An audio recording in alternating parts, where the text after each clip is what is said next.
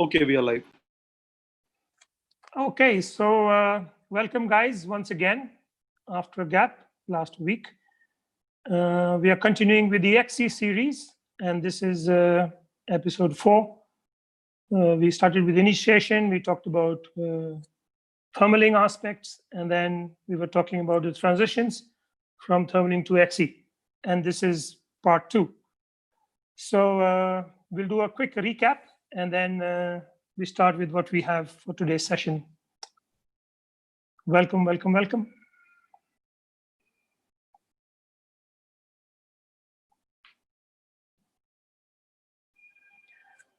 Okay, so we covered this a lot in detail. Key pointers, preparation, preps for takeoff, timing of takeoff, all the aspects regarding decision making before flying, in flight, etc. Then we talked about observations, what to look out for, what to observe while you're high and when you're low. And then we talked quite a bit about transitions. What are the considerations before you make your transitions, what to expect during a transition, and then how to choose a good line. We went into details of that. We also discussed different tools like studying the hotspots of a particular place that can help you in a big way to make it easy for you. The aspect of the glide ratio during transitions, and increasing your knowledge and familiarization through study of existing tracks. So that's what we did in the previous part, and now we move to winds and clouds. So when we start to do cross-country flying, what is important is that we understand the air mass. And the better we understand the air mass, the better decisions and safer decisions is what we can make. Also to be aware that things change from site to site. What we experience in Kamshet, for example, is very different from what happens in Panchgani, and very different from what happens in Bir. So just to give you a basic idea about what all needs to be considered in terms of wind, the first thing is the anabatic winds, which is basically, like everybody here knows from school what anabatic winds are. It's the upslope winds that are created because of the heating of the surface. You can see the diagram number 1. We have sun on the opposite side. They're heating the face directly opposite, and we have an airflow starting to go up because it's lighter, and the cooler air from the valley starts to replace it. So this is one consideration, one of the main considerations, that we need to know what the anabatic flow is. And of course, during the day it's going to be changing as the sun moves. Okay, we move to diagram number 2, a midday kind of a scenario where it's getting heated from both sides, and you have the anabatic flow happening on both the sides of the valley. In diagram number 3, you can see that something needs to replace the air that is going up, and there's a cooler air mass that is coming down from the valley. And that is exactly why we all experience sink when we are doing transitions or when we are crossing valleys. We generally don't get lift. This is the reason. Then we come to valley winds. So this is first is anabatic winds. We understand that flow. We know where to expect it. Number 2, what we need to consider is valley winds. So a basic scenario is, you see in diagram number 4, a bigger mountain. The tops get heated first, and they start to pull air from lower down, and that's how the flow starts in a valley. If it's a river valley, generally we say as a thumb rule that wind will be coming from opposite of the river flow, but not always. Okay, but generally you'll see the wind in the opposite direction of the river flow. That's something good to remember if you can't remember anything else. But diagram 4 clearly shows us how the valley winds blow. Number 5, we move a bit to the evening, where one part is shaded now, and the other part, is still in the sun, and we see, the katabatic flow starting on one side, and the anabatic flow is on the other side. We need to be aware. And number 6 is what we call the magic lift or restitution, where the valley floor is heated and the katabatic flow kind of seeps below it, and it creates a kind of a cushion of nice thermic air getting collected, and you find many times this phenomena where it's quite floaty and you're not sinking, and you can kind of go around like a taxi anywhere, and you're not sinking, and can have beautiful flights. We experienced this in Dehradun when we were there, like even at like 6:30ish or like 7:30, where we were able to use this phenomena really well. And it was getting dark, but we could float just because the air mass has kind of lifted. So these are the 2 aspects. The anabatic wind, when we are doing XC, we need to know where to expect this flow. Number 2, we need to consider what's happening in the valleys and which way the wind is blowing. And number 3 is the meteor winds. Meteor winds meaning what is the general wind flow because of the pressure systems. So here we see clearly low pressures and high pressures. This is from windy. So anybody when you're looking at the charts, you want to look at this to see what are the meteor winds. And now that you know the anabatic flow, you know how the valley winds blow, you also know what the meteor winds are from the charts like this.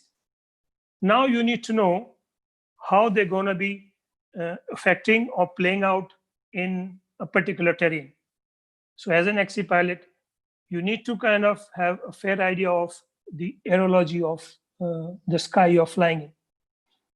So I would also like to say that if you take an air mass and you place that air mass, let's say, over Kamshet area, it'll behave differently.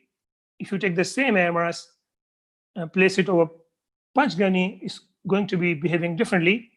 And if you take the same air mass and put it over Bir, for example, it will behave differently. So as a maturing XC pilot, you need to be aware of anabatic winds. As the day progresses, it's going to be changing. You also need to understand the valley winds. And in some cases, this is a very strong phenomena where the valley winds after 2 o'clock, 3 o'clock become so strong that they make it impossible for a paraglider to penetrate even. And we've experienced a couple of times where I've had to land like backwards because I didn't anticipate really well and got caught in the valley winds, and there was a challenging situation. And especially when you go in the back mountains, where you need to consider all the 3 aspects, how these airflows are mixing, how they are creating horizontal shear, vertical shear, and how they are interacting with the terrain. When you know this, you get a fair idea what's happening in your playground to take the best decisions for yourself. Even if you are planning to top land, for example, in the mountain somewhere, you need to know like what's kind of happening over that particular area where you plan to go top land. So maybe do a couple of rounds, assess the situation, assess the conditions, know about the airflows, and then you decide to come and top land there. So yeah, so this is what is very important, and we need to be really, really aware of what the meteor winds are doing, what the anabatic winds are doing, katabatic winds in the evening, and valley winds, and how they are mixing and creating your playground. More the better you understand your air mass, better decisions you'll be able to take. Okay. So now that we've talked about you studying the forecast and getting an idea of how the day is going to progress the next day is one thing. But then when you actually fly and you actually are observing the air mass, is going to be different from what the forecast is saying. So you need to compare as to what is going on to what was forecasted, and then be able to take your decisions. Observations like what the clouds are doing, how are they developing, and what is left out of the day, and how it's gonna unfold is different from just knowing the forecast. So your observations as the day progresses will decide how you want to plan your flight. Sach, you want to cover something in this? No, Avi, I think you have covered well. Okay. So yeah, I mean, the clouds may start to develop really more than what you expected or what you read in the forecast, and then you need to quickly change your plans and decide accordingly. So yeah, like we mentioned before, also observation is the big key to relate to what the forecast was to actual observations in the sky, and then deciding how you need to tweak your forecast for the next day, etc., from comparing it to the actual experience. Fine. So okay, this is the complex chessboard, I would say, for us as XC pilots, understanding the wind scenario really well. Coming to clouds. Now clouds are like one can say they are like saviors in the sky, because they give us a lot of information about our playground. They tell us what is going on, and it's visible. Sky is conditions like the air mass lifting, or it's a sinky air mass we can't see, but the clouds kind of indicate, tell us what's going on in the sky, and they help us. They tell us where lift is, and they tell us where the danger lurks. So in this picture, you can clearly see when is a good idea to fly and when is not a good idea to fly. So I think begin to start to recognize clouds, the information that they give from their color, from their shape, from their size, from observing how they are developing or dissipating. A lot of very important information for a pilot. So it's a good idea, like when you're free, you are in the outdoors. In any case, you look at the sky. So it's a good idea to look at the clouds and start to discern as to what information am I getting from this sky. What would happen? So clearly, you see on the left one, like there's a serious mushroom there on top, and you see those spikes in those clouds. That is like the core is shooting, like really strong. 1, 2, 3, and then one on the right, and it's really dark below the cloud as well. So we don't want to go there. Whereas on the right one, you see nice cummies, pretty close. They're not very strong because there's not much altitude in them. So in this one, like for example, don't expect there's a lift like under every cloud. Maybe 50% of them may have lift and 50% not. That really depends on the life cycle of the cloud, like where is it at the moment. So yeah, so that's about introduction about clouds.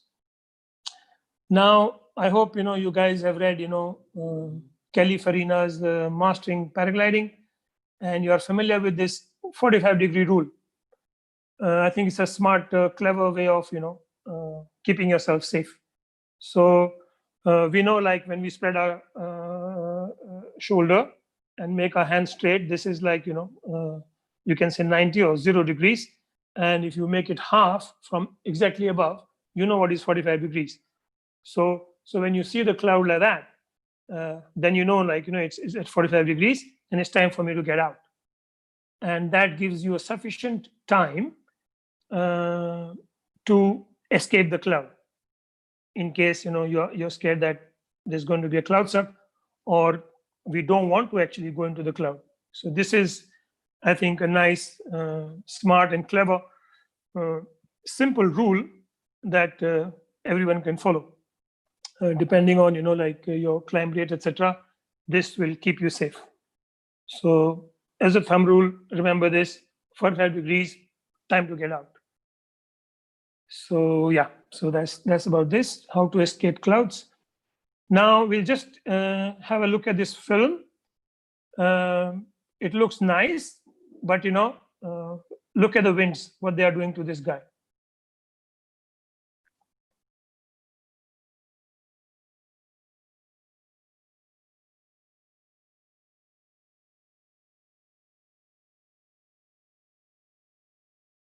So this is like, very strong winds, and he's almost, going backwards. He's almost getting pushed backwards. He's on probably a ENC or a END wing, and he's getting pushed backwards. Although the clouds look really nice and inviting, but it's not a good idea unless you're a kind of a pro or a crack, like who's aiming for some world record, where you climb, now turn downwinds, race, and then turn again, climb up again like this. If you can manage, and then you turn downwind, and then you race again. So if you're in that kind of a game, okay, but not the best if you're, doing it for fun. So yeah, there we have. So that's the video there. Now we've got this little video. I think Ninad has put together, where the clouds are not dangerous, and you can enjoy being with clouds. If you're sure, like what is the strength of the clouds, what is the intensity, and what kind of climb rate there is under these clouds, it's okay. So there we are. So you see in front, they are just cumulus forming. There's nice lift under them. They're not dangerous. The only thing I need to look out is that somebody doesn't come from the other side who decides to go into this cloud just to play, and then directly comes at me. So other than that, I'm not seeing any danger, except that somebody else comes from the other side and gives me a surprise. So sometimes when I'm flying like this and I'm not sure, I sometimes shout as well, just to make my presence felt, because you don't know who else may be on the other side. So other than that, this kind of clouds are fine. Like you look for a hole like this, it looks okay. I can go through that. I can see the land through that. There's no chance of getting into a cloud where I lose my visibility. So this can be fun. This is fun. And there's not much turbulence, as you can see. The harness is not like moving, shaking big time. It's pretty smooth. You can get like whiteouts for momentarily, but then you see land again, and it's pretty nice. It's pretty enjoyable. This is beautiful. So yeah. So thank you for that.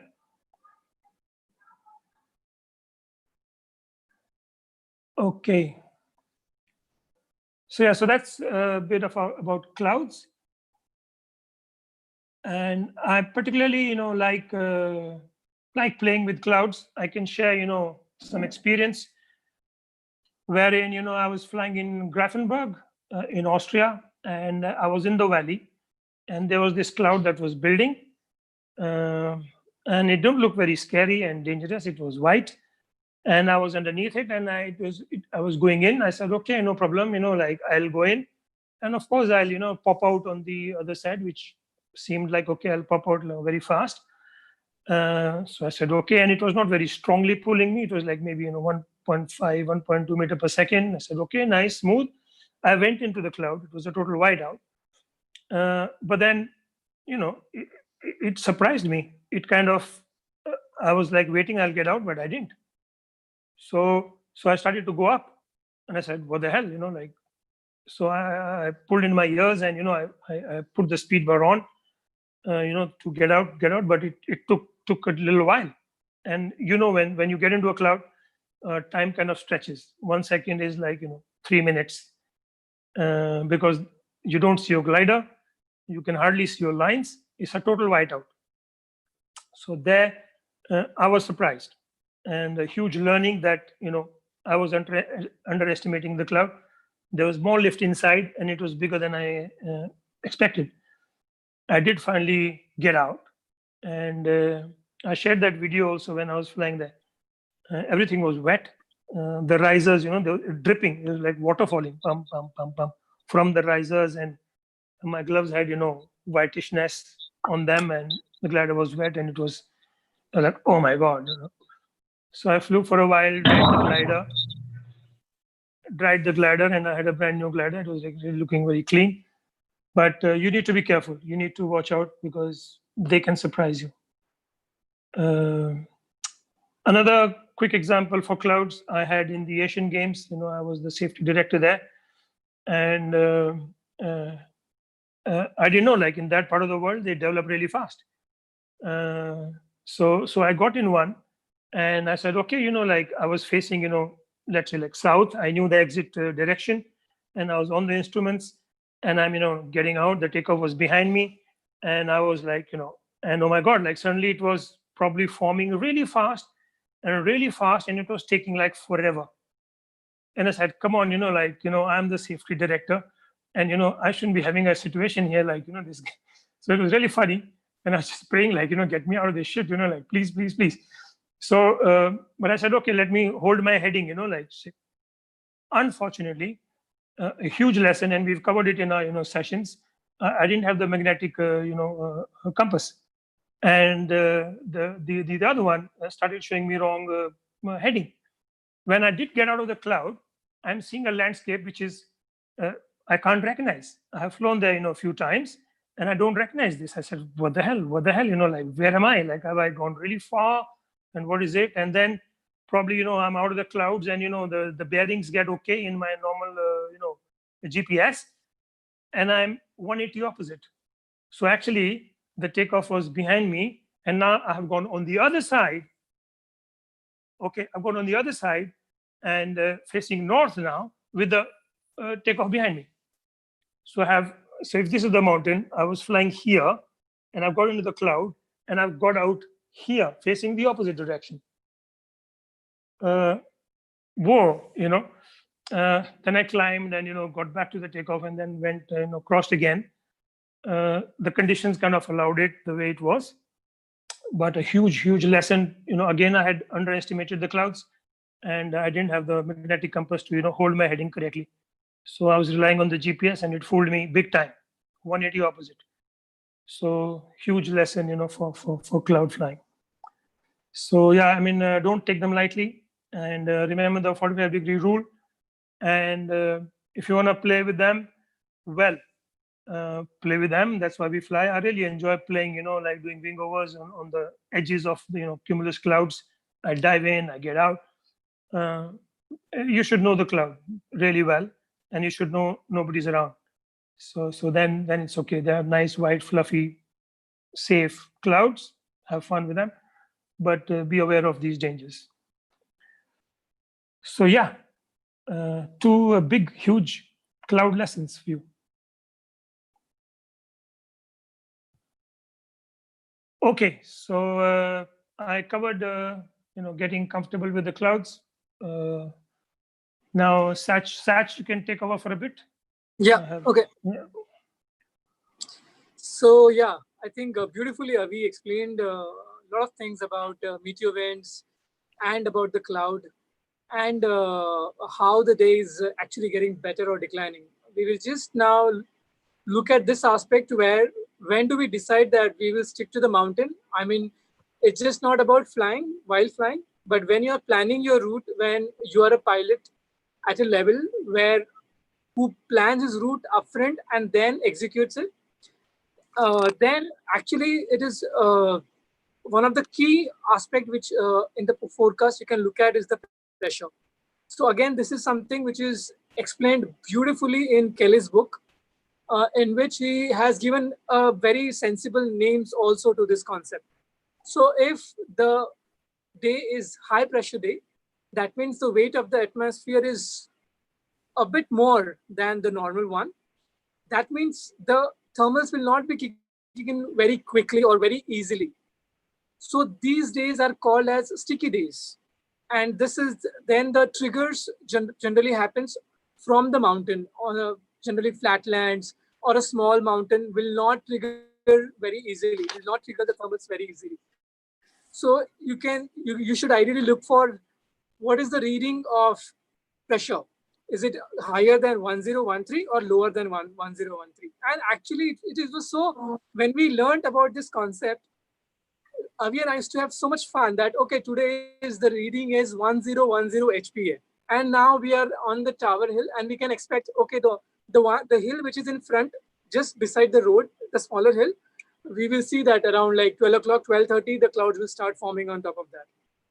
And it actually happens like that. And on a high pressure day, you will see nowhere there are clouds, but clouds are only over the mountain line. So it's like a great handle to have to decide what kind of route you would want to plan. And if you are a beginner or an intermediate pilot and you have not checked for these things, still while flying, you can actually observe so these things and you can take decisions and maneuver your route. One of the classic example in Beer is generally on over the big face when everything starts cooking up. These clouds from the north winds are now getting pushed over the flatland, and even because of the sun, even flats starts to work. So generally, if you have flown in Beer, you would see that if the mountains are now not working, everyone is going on the flatlands, and still you can easily clock 2.5 hours over the flats. So yeah, I mean, this point you should consider when you are planning a route. Okay. Anyone wants to add anything? With any senior pilots, you guys want to cover anything around this topic, your experiences? You're most welcome.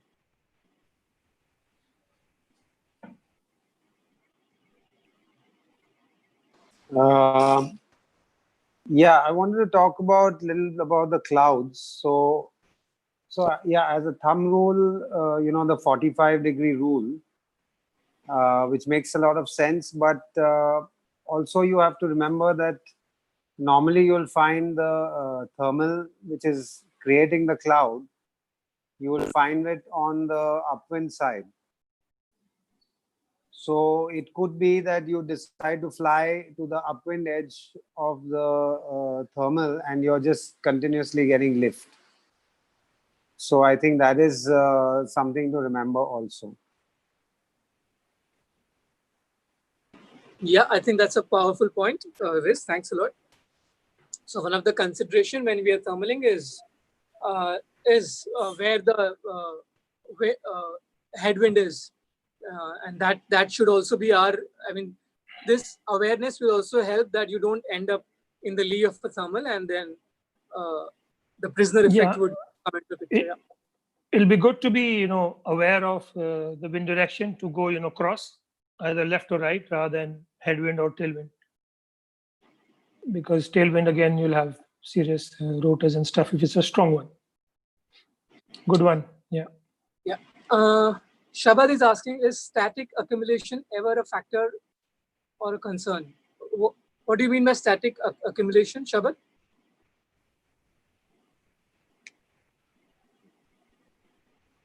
Shabad, you there? Yeah, hi. Yeah. When you're flying close to charged meteorological factors like clouds, and even outside to a certain distance within a certain radius, can the wing accumulate static? And is that a concern as you fly down or fly anywhere close to, I mean, can it cause a discharge? Can you be severely charged? And that's Shaba, to answer your question, basically static charge is a buildup on a conducting material. Now, most of the paragliders that are flying, they basically are non-conducting polyester polyamide fabric materials. But nylon can accumulate because your carabiners are still metal. So wherever there's a switch in material, you can have static accumulation because of friction. That's also there, but yeah, probably.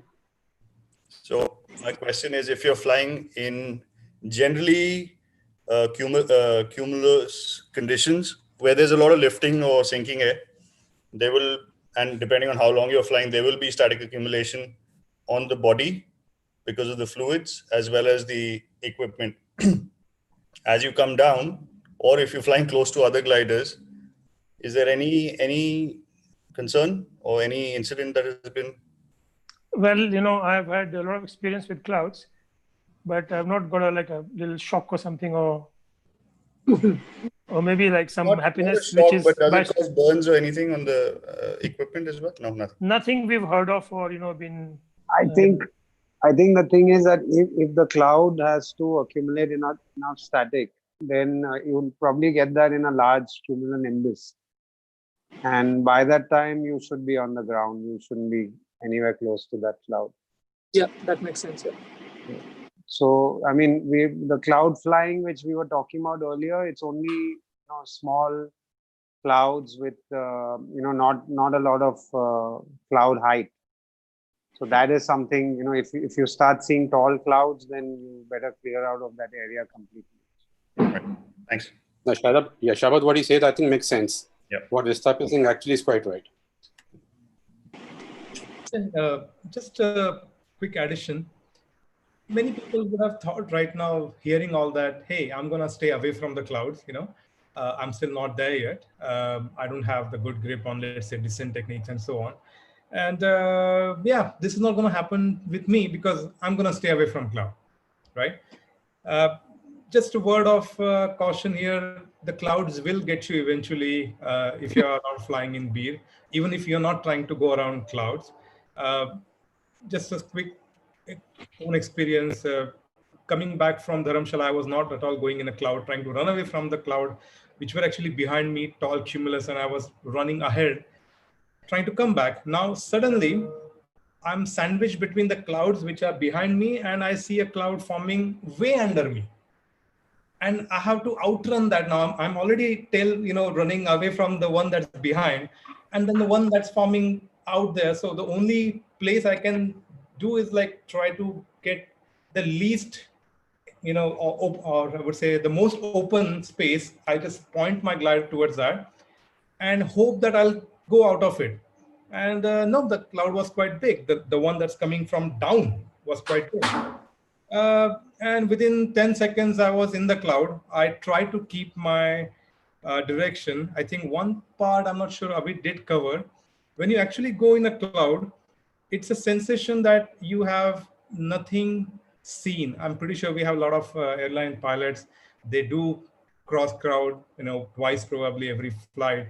But sitting under paraglider with a minimal, the weight shifts and all that we have there, it's not, we are like a leaf in the wind, in the cloud turbulence. We are just at the mercy of those clouds. We somehow try to keep ourselves centered. We believe we are trying to keep the same heading. That's the funny part. We strongly feel this was my heading and I'm going to keep that. But because there is no reference up, down, right, left, you will be thrown off your heading, and the only thing that can save you is the magnetic compass, and that's absolutely must have. We did talk about that in our earlier session. And then Avi, I think, mentioned pretty well that, the water droplets, everything. So I won't go into the details. Eventually, I got out after a long time. But point here is the clouds will get to you, even if you're not trying, you're trying to stay away from them. So be prepared, get your magnetic compass, practice the scenario, or imagine yourself in a complete white room next time you take your flight off somewhere. And probably you are completely off, your senses. You don't understand whether the glider is pitching forward. You don't understand whether the glider is pitching back. You just don't get any sense. You're just trying to guess and just trusting your magnetic compass. It's a very different feeling. Mentally, if you prepare for it, you can train your mind to stay calm and only focus on the magnetic compass, because your senses are telling, no, I got shifted to left, I need to turn right. Don't think anything else than that compass. And just one point, often if your glider starts getting wet, and that's has happened with me. Avi also mentioned the water droplets start coming down on your line. At that time, plan not to touch your brakes or apply brakes too much. Apply a bar, half bar at least, and keep that configuration. If it's not stable, don't apply a bar, that's fine. But don't use brakes to do sharp maneuvers, sharp turns, sharp 90-degree turn. Try to keep straight. Try to keep your speed with hands up. If you can afford to give bar, half bar, and come out of that cloud first before you do. If you still think your glider, everything is wet, let it dry. That means just fly without touching brake. If you have to turn, go towards back to the, let's say, mountains, use your wet shift. That's okay. But do not use your brakes at that point. That's pretty much, guys. Cool. Thanks, Rohit. That's a good point. It's to do with the, the liquid in your yaw. there is a delay, and you will get a wrong signal about turns and all that. We do this in machine flying as well. I remember in one of my flights, my instructor shut visual this thing inputs and told me to fly the aircraft straight. And I was like, okay, very confident that I'm flying the aircraft straight. It was a fighter plane. And he said, okay, you're sure you're flying straight? Yes, sir, very perfect. So, okay, open your eyes and I see I'm in a spiral dive. Totally wrong information because of the delay in the liquid in the ear. So yeah, instruments, that's how they teach us, like stick to the instrument because they know better, because we have a wrong sensation. Cool, let's move on. Thank you.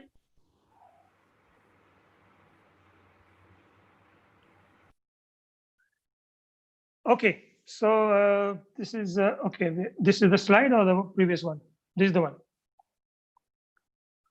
Okay, so yeah, I mean, how to progress fast. Everybody would like to have, optimal growth as a pilot, and would like to progress fast. So point number one, fly, fly, fly. And there is no shortcut to this. Every pilot here will understand to some degree, and we cannot, emphasize that nothing helps you more than flying itself.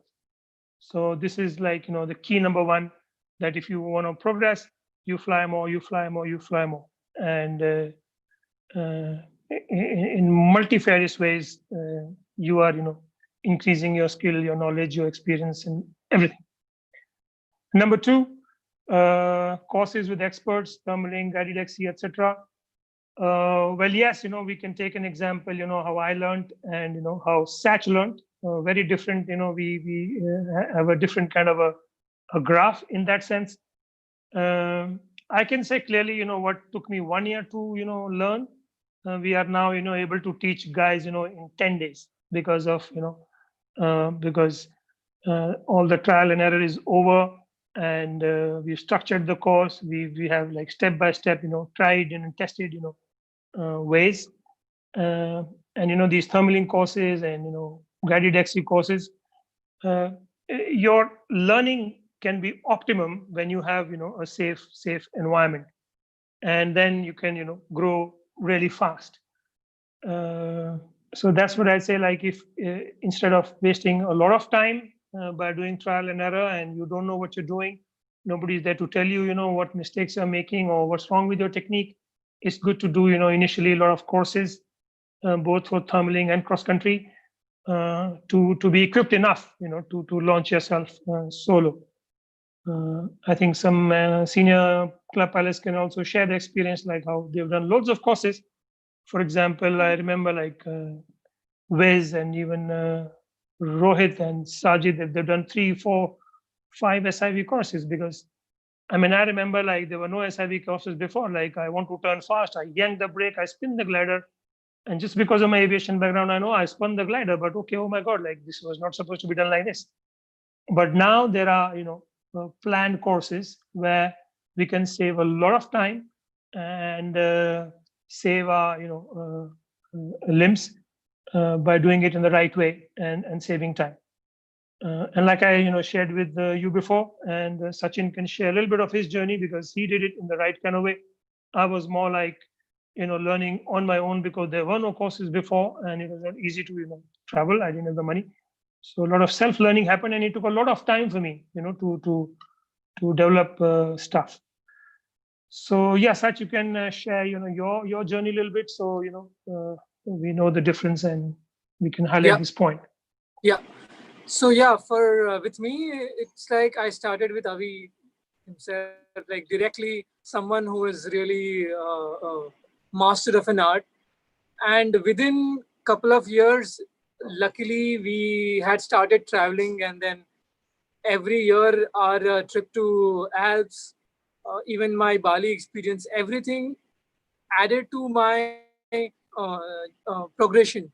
So the first point, fly, is actually happened because I took it up as a profession. So every day I was watching flying, doing flying, even off season. I mean, this is the first time I can say like it's been 4 or 5 months and I haven't touched the glider. So last 6 years, it's been continuously I was flying. And also be it like even like experts like Avi and Bruce and Kelly, but also I've seen how Rohit, Sajid, Viz, and all these senior pilots, how they fly and their experience in competitions, and just like just talking with them has helped in the progression. So, I mean, this is something which I would have taken a route where I would decide that, okay, I don't want to join Temple Pilots. I want to learn the sport. I'll go to Beer and I will stay there and I will learn. Maybe this would have taken like maybe like 10 years. I personally think, because the the the the golden knowledge which comes from other pilots, it doesn't come just from self experience. So that's what I think, that how the courses with experts, they really, are the game changers, because uh, they know their stuff. They know what they are talking and they are experts. So yeah. So I think you can continue, Sach. Yeah, I think, next point is my favorite, because this is something which I really can vouch and can talk from my own experience about XC comps and XC camps. So Avi will give you a bit of idea about the XC camps, but comps, as I have said in the past, you don't have to do the comp as a competitive pilot. You can actually come there as a wind dummy, or you can just be there and don't fly. Like if you have done maybe like a 10-day course or a 20-day course, I would say don't even get your glider. Just come there and just see the energy of the comp. Understand how these guys are setting up the task. Understand the energy of all the pilots, the gears, the things they talk about, the weather they talk about, the equipment, how to feed a task. I mean, this is like a gold mine of information if, when you attend, or uh, uh, just see how the comp is run. And once you have done like maybe 60, 70, 100 hours, that's how even I have seen Rohit and Viz, they have taken their time and now they are like, they have earned the name of, yes, we are comp pilots. So if you do it too early, it's no fun. So don't do it too early. But my point is, if you understand how the comps are done, uh, that really, really creates a very good knowledge base for your XC flying. I mean, just not competition, but other than that, as we have said, books, thermaling courses, studying existing tracks, all these things will really, really help you to understand the game of XC. Okay, so that's about the XC competition. About XC camps, Avi, would you like to share your idea? Yeah. So this was like, it came to me that, we start organizing, XC camps for club pilots, wherein, like we get, senior club pilots like Viz, Sajid, Rohit, and others who are, doing comp flying. We have a 1 week, like a festivity of, cross country flying. We design tasks, depending on, levels of pilots. They can be basic tasks, intermediate tasks, advanced tasks. And we have, senior guys leading, these different tasks. And we have a fun kind of environment. It's not a competition. It's not like a guided XC, but it's something in the middle where, we can have awards as well. And there's a set, target to achieve, a task to achieve. So kind of a mix of both, to have a fun, like once a year in Panchgani or once a year in Beer or any new locations. So that was the idea behind, XC camps. And I thought club pilots can benefit where the environment is not competitive, but it is very friendly, and we are celebrating flying, and in a safe environment, we push our boundaries. So that was the idea. And comps, again, a beautiful way, to up your game of XC flying. You might be, surprised to hear that, first time, I flew in Beer was in a XC competition. So I thought, I was there and there was a competition. I put my name in, and I thought, okay, everybody's flying and there'll be good markers and the best way to explore a place. And it was really beautiful because my first flying in Beer was in a competition, and I could travel a lot. So yeah, I mean, a beautiful way, to up your game and understand, a lot about cross country flying. So yeah, that's about XC comps and XC camps. XC camps, I think it's a beautiful idea, and we hope to get it going when flying starts, so you can enjoy in a fun environment to push. So yeah, so that's from me. Yeah. About the XE comps, one more thing I would like to add is there have been a very nice trend in Europe these days that there are comps for education. These comps are not actually for winning or losing, or it's not a very competitive kind of a setup. But jockey and there are these some experts, they actually conduct competitions for beginners. The fees is relatively high, but I think that's a very good way of spreading education in a more like a right manner rather than very haphazard manner. So Ozone Chabre, there's one race which I've seen, which is very popular from last 6-7 years, I think 5-6 years now. And a lot of pilots who are actually coming through such competitions are actually gaining a lot of information. So you guys should you read about that. Okay. The next point is follow a goal setting strategy. So goal setting is something, again, when I started flying with Avi and we were flying with Kelly, and every day, every single day, there was not a single flight which was not decided, like pre-decided by the weather and kind of a group dynamics, which kind of gave us a very different perspective. Like I personally was, it's like, okay, take your glider, go on the takeoff, make the most of the day. That's one strategy. And other strategy is, okay, study how the weather is. If the weather, say, you feel that the weather will allow you maybe like 25 kilometers distance, so you set up like 30 or 35. So a little bit of challenge and see if you can make it. So depending on your level, I mean, for beginners, I would say your goal setting strategy would be, I want to see the focus, what is the maximum height of a thermal, and I want to reach there. That can be a simple strategy for beginners, or outlanding and landing at a totally fresh new place. That could be one of the goal. So this is something which have helped, especially now when we conduct our thermaling cross-country courses. And thermaling last day we have a goal, and we actually define the route, and Saad has attended that course couple of times, and he has done brilliantly, and he has achieved his goals. So we also feel good that this strategy is working, and we see the value in it. So yeah, I think it's a very good way to educate yourself. I mean, yes, there is another way to look at it, that you don't want like so much of Jamila and you really enjoy your flying. So whatever works for you, do that. The main thing is you should have fun and you are taking care of safety. That's the main objective. So we are never saying that's not an important thing. But if you are really serious about the sport, and if you really want to do your personal best and explore the vast landscapes, goal setting strategy really helps. Okay. Next thing is, again, this is no-brainer, fly proven routes.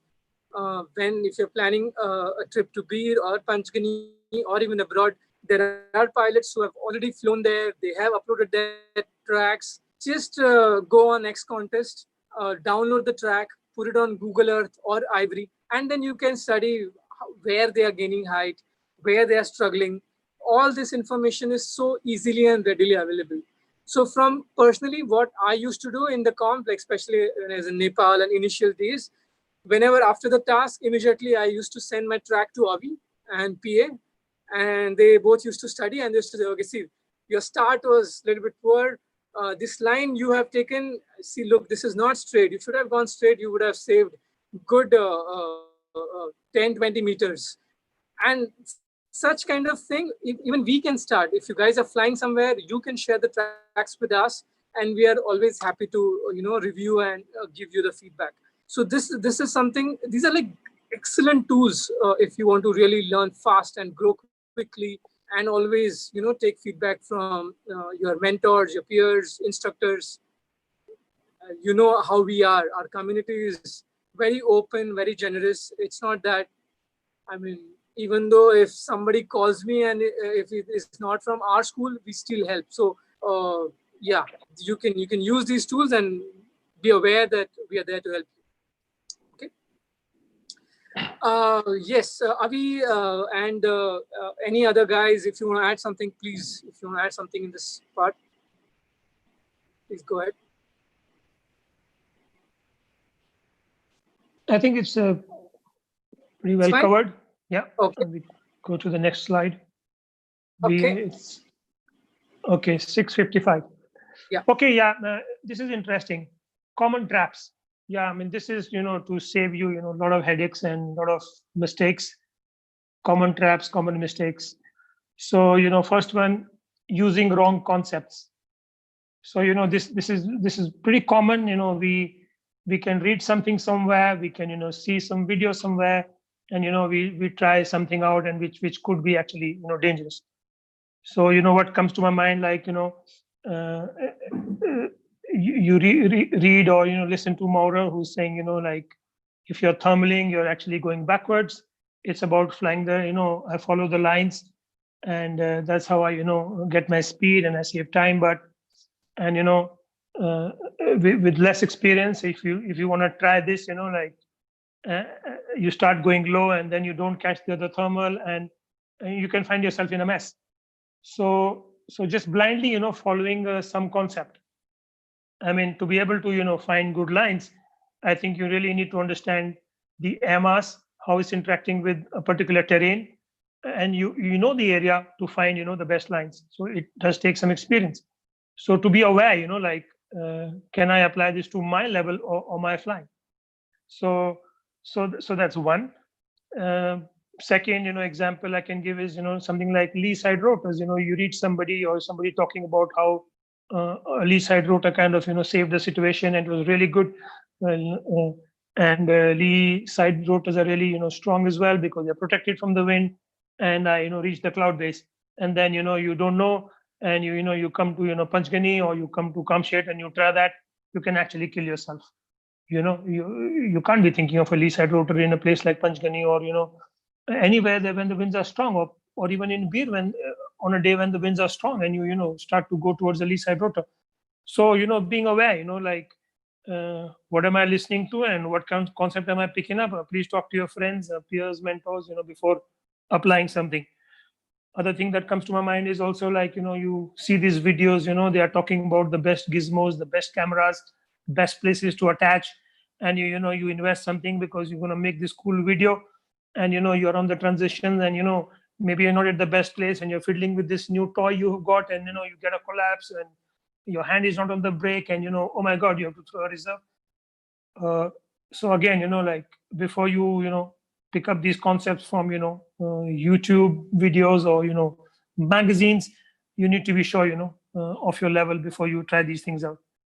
Another thing could also be pod harness, for example. Like I'm flying on an ENA or EA plus, and I bought a pod because it's a cool thing in the club, and then like it's actually it's deteriorating my performance. If you really go to study the effect of pod on a A or a low B, you'll actually be paying a price.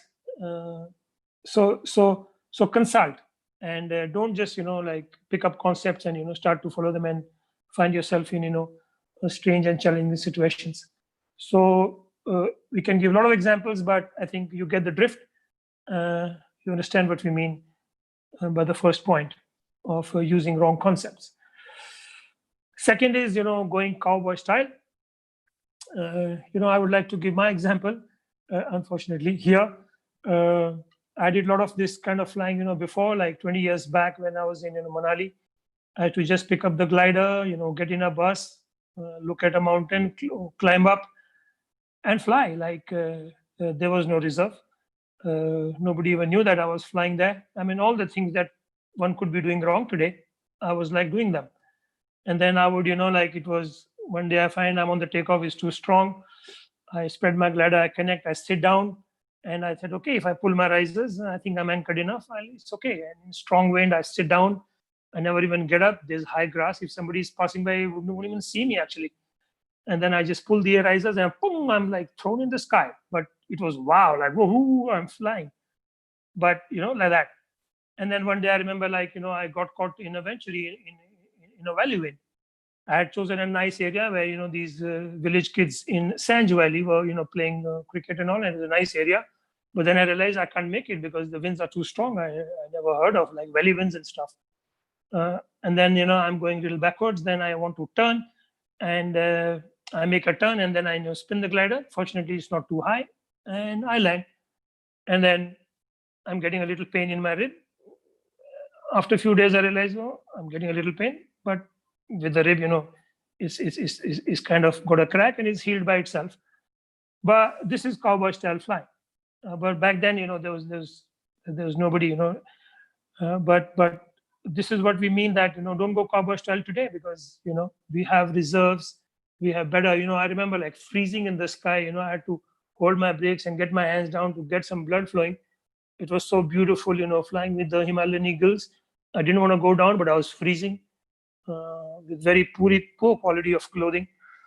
So, reserve and, having sat nav, informing people that, you're flying, having buddies for your flying, and being aware of the weather and valley winds and, stuff like this.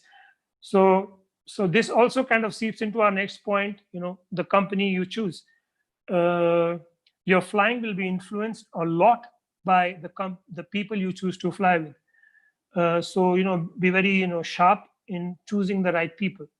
You don't want to be, with big talkers, who are like, big heroes, online. They talk a lot, but hardly fly, or they have all the excuses in the world. You want to be with guys, who actually fly, who have a, attitude of, learning and growing as a pilot. They're authentic, genuine people, because it's going to affect your flying and you will become that kind of pilot.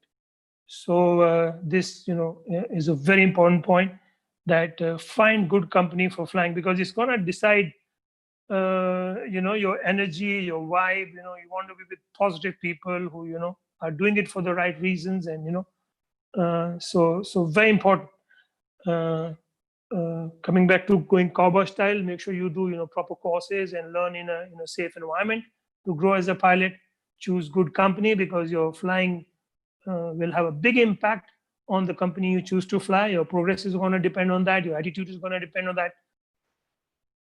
And then, yes, over ambition and ego driven. Yeah, I mean, you need to, over the years, teaching flying has evolved in a big way. And we discussed this in MPPI, pedagogical committee as well. The mental aspect is huge now. So you need to be aware of, what is driving you to be over ambitious and to be just driven by ego. Can have detrimental kind of results for you. Especially like if you make like choose like over ambitious targets, or I have to somehow do that. So watch the reasons why you do a particular thing, or ask yourself, why am I doing this? And question your ambition, and question your drive, and make sure it comes from a good place, from a place of I used to share this a lot before, like you should fly because you're happy, not that you fly to make yourself happy. There's a big difference between the two, and it makes all the difference. You fly because you're happy and you want to explore and you want to have fun with it, not because you're miserable and I'll fly and this will make me happy. That's not the best way kind of looking at it. Or if I get my number of doing this many kilometer, or if I be number one in the club and all, these are not such great or evolved kind of targets. So we would say, like be smart and be thoughtful about this, and know why you're flying, and do it for the right kind of reasons, so that it's an enjoyable experience. We see so many times people fly really long, they've done like 140 kilometers, and they say shit, like just 150, like 10 kilometers. Oh, come on, man, like come on, like which world do you live in? So yeah, I mean, I hope you get the drift. So yeah, that's it from me. we can talk more about this. And Sach, you want to take over? Yeah. Okay. Next point is flying on rear risers. So this is something. These days manufacturers are giving sea riser handles mostly on sea riser, ENC gliders, END gliders. Sometimes I've even seen them on high Bs. But I've also read articles by experts, even com pilots, where they are saying that going on rear risers on actually ENB, ENC does not make a big difference.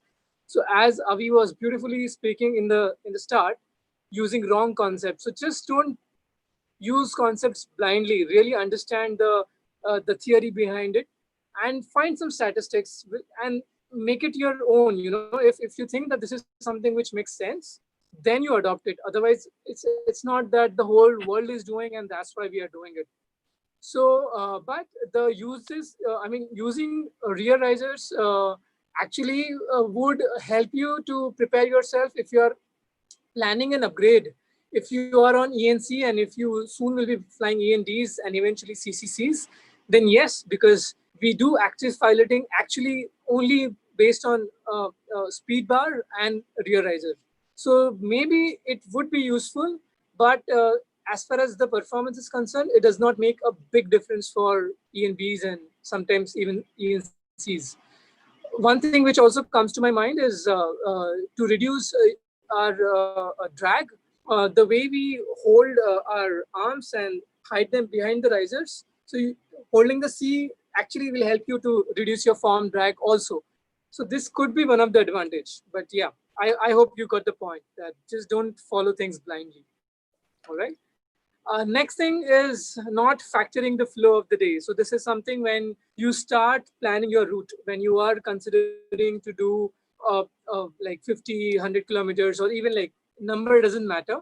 But if you are planning a route, the best way to plan the route is actually, we had talked about it in the past when we saw the terrain of Beer, where how the sun comes from the east. First, the easterly starts, then the southerly winds, and then west. And we plan our route mostly downwind because that helps you to increase your average speed. Now, this is something when you reach at a level when you are targeting a big number or you want to fly faster. Basically, the meaning of flying faster is actually you are covering more distance in the space of 8 hours.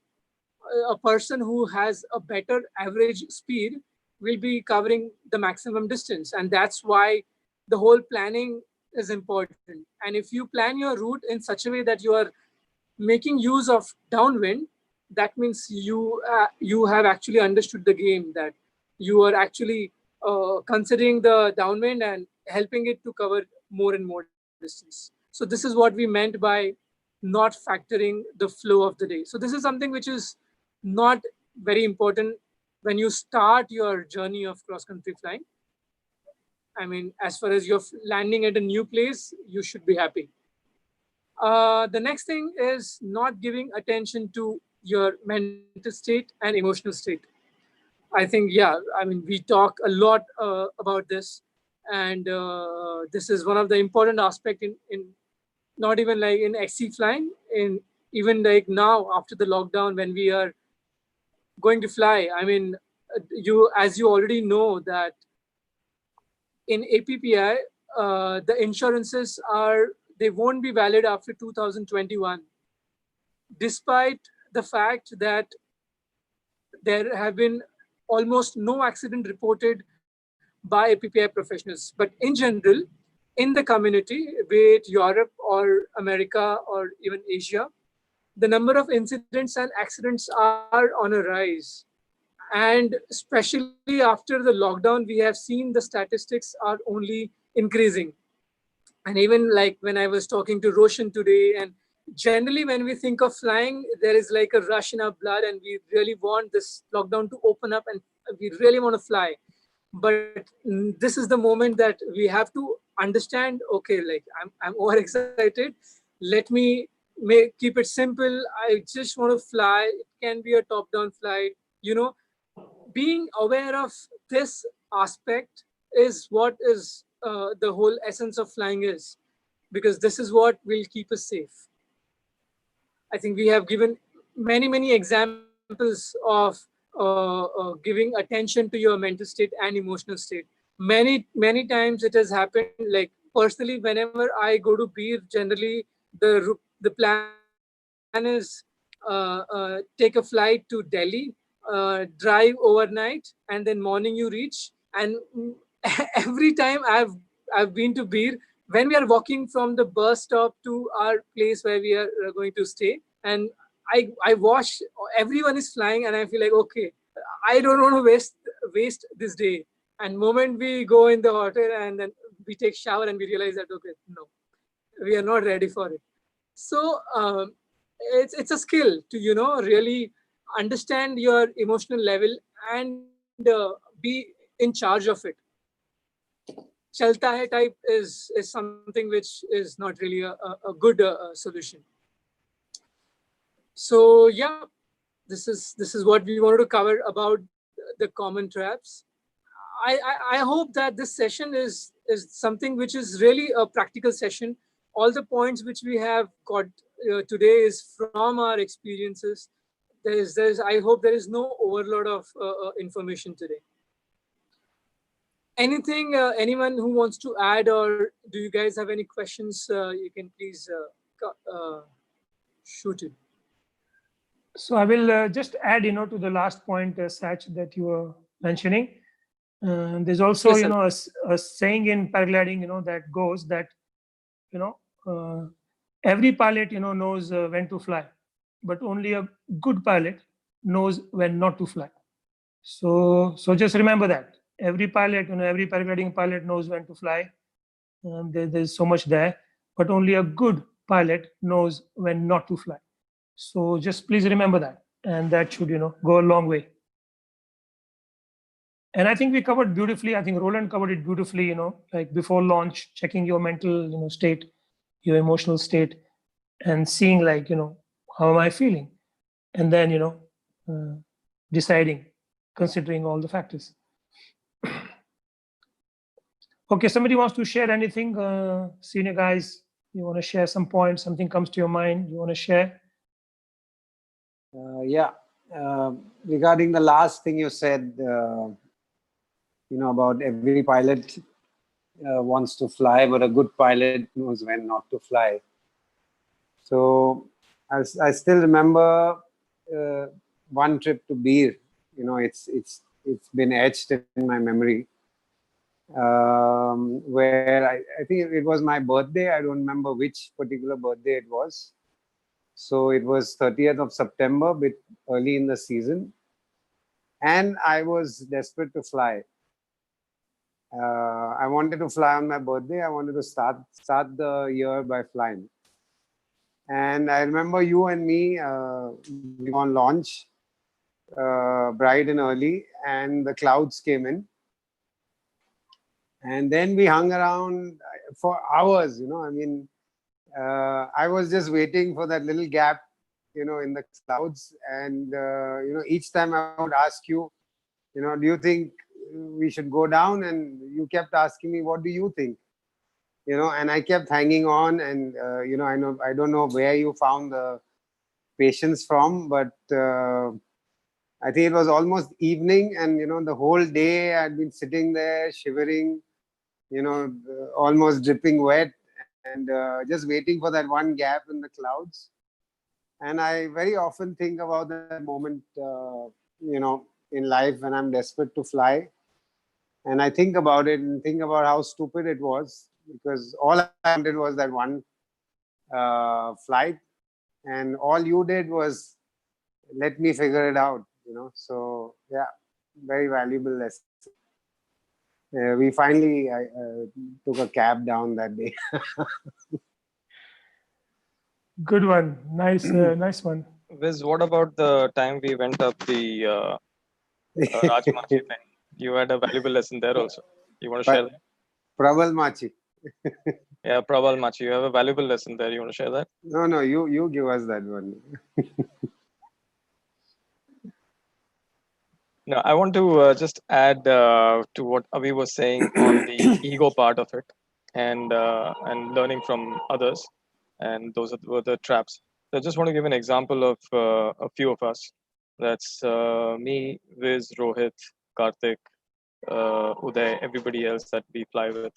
We all started together, but if Viz has done 245 kilometers by paraglider and I've done it by car, I don't feel bad.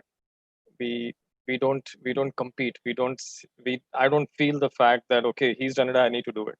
It's very clear on that. If Rohit has done a long XC, uh, he comes down and I'm always on the radio with him to making sure that he's not alone in the sky. There's no jealousy. There is no competitiveness. It's only support. It's only because I know my kind of flying.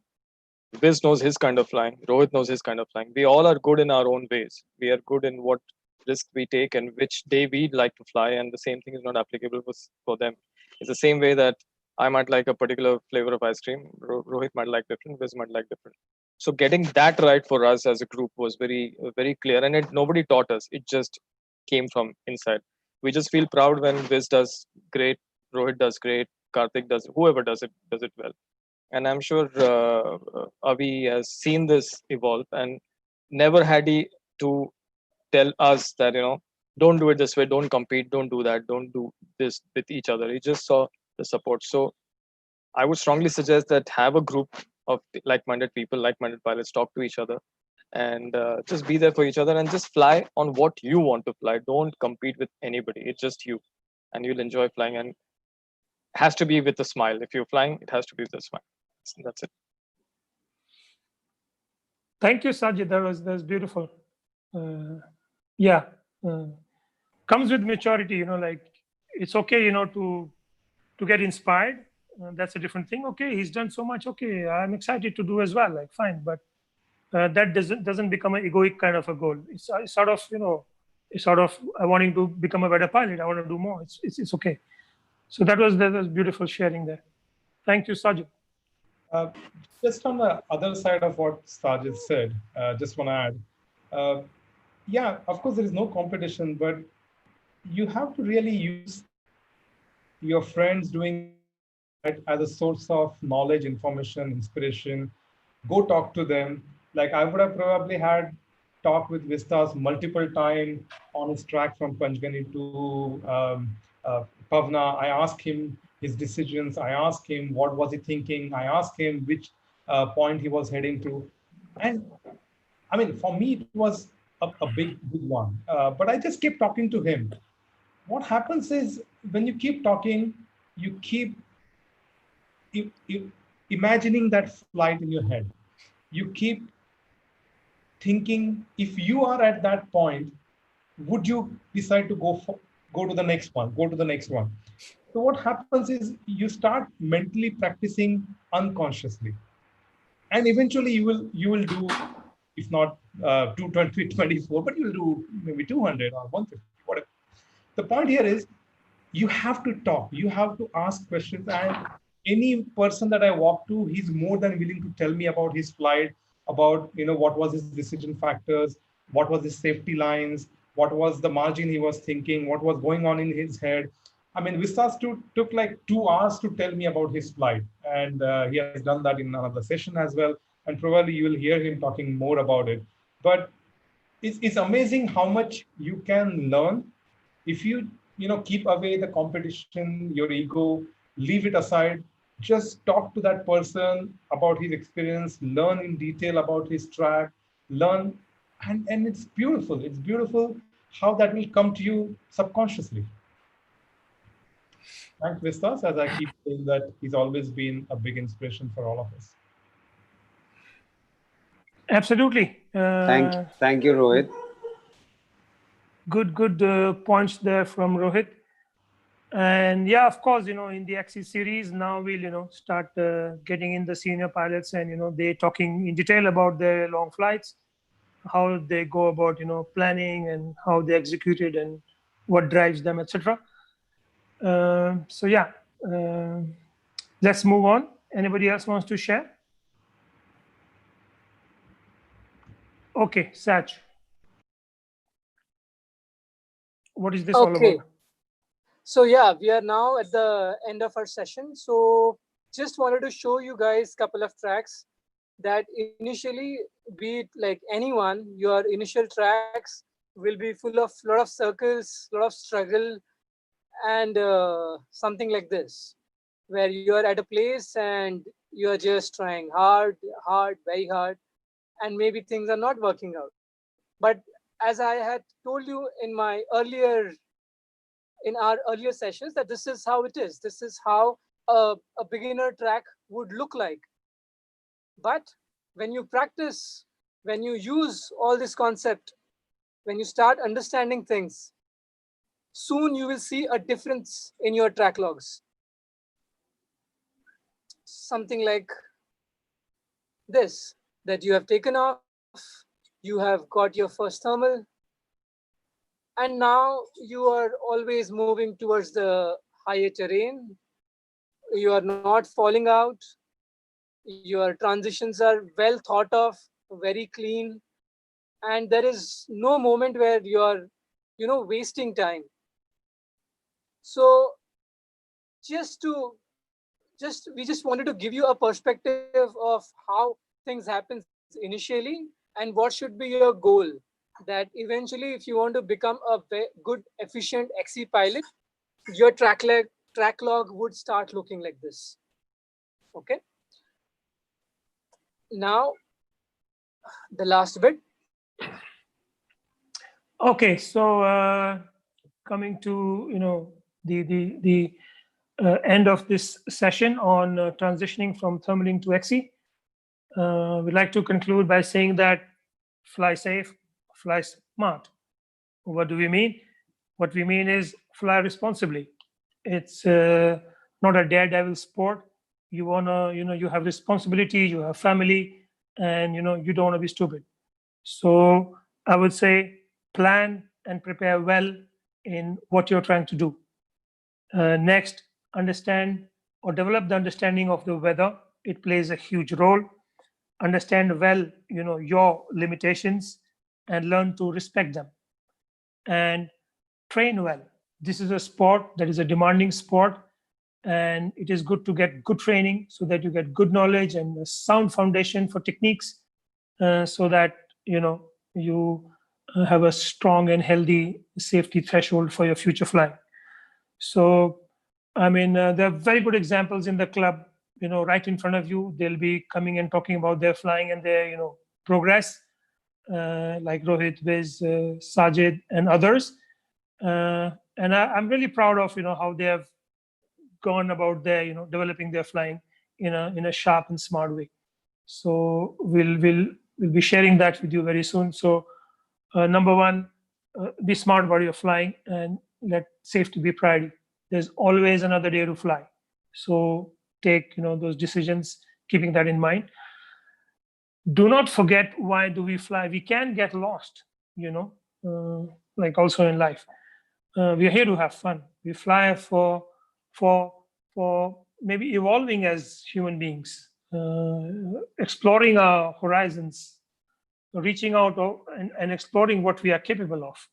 And flying is a beautiful kind of an expression. Constantly ask yourself, why am I flying? And ask the reasons that drive you, and let those reasons be coming from a beautiful space, inner space of joy and fun, and learning and progressing and having fun. So I think this is a very interesting and a key question that every pilot should ask themselves. And this will keep you safe if you constantly ask yourself, why am I doing this? What are my really my driving reasons for doing this? And if they are like not very healthy, then you want to question yourself. Remembering that flying is about fun, and it's so wow to get up in the sky, more so now because we've not flown for a long time. So everyone's like just dreaming about like how wow it is to be flying in the sky and being able to see those majestic mountains and use these, forces of nature to climb and then glide, and your friends in the sky, and it's so awesomely beautiful, and you cover like good distances, and you have super satisfying kind of flights. What dreams of a pilot are made of. So make it fun, make it joyful, and be sharp and smart in your planning, preparation, and training. And last of all, remember the KISS principle. I hope like everybody knows this. KISS principle is keep it simple, silly, or keep it simple, stupid. So in your own way, whatever your strategy, whatever your ambition, or whatever your goals, keep it simple. Just break it down and keep it simple. We've had, there's some club pilots finding like XC as too much of a mumbo jumbo there. It looks like a complex situation. It's not. You just break it up. Go slow, have small, achievable targets, achieve them, take the next step. You don't know where you'll be after 2 years or 3 years or 4 years of like really good flying. We have a system of mentoring now.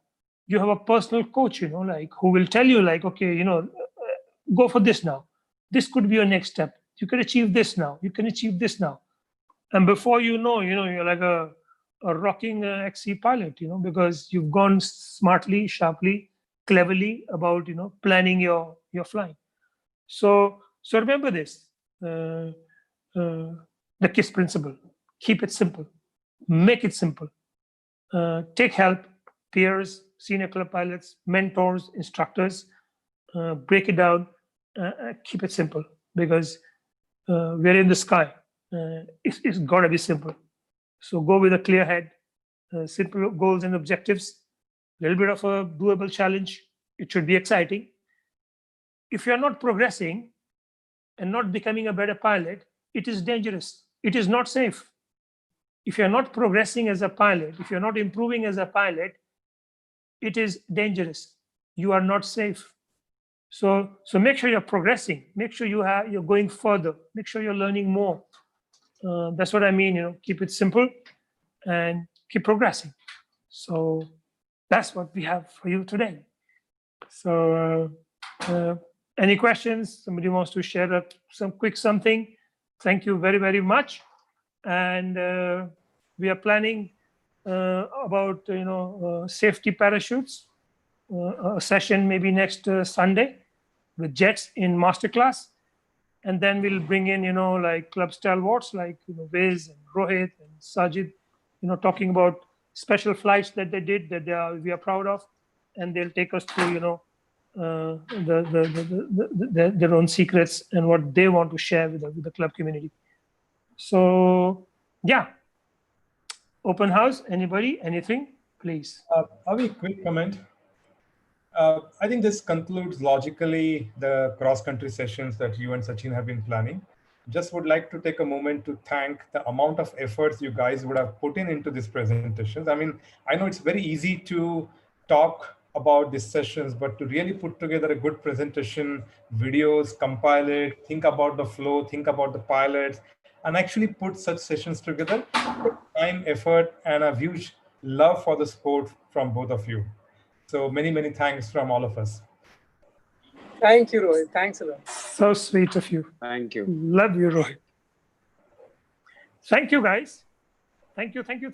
And we'll catch you next Sunday. Thank you.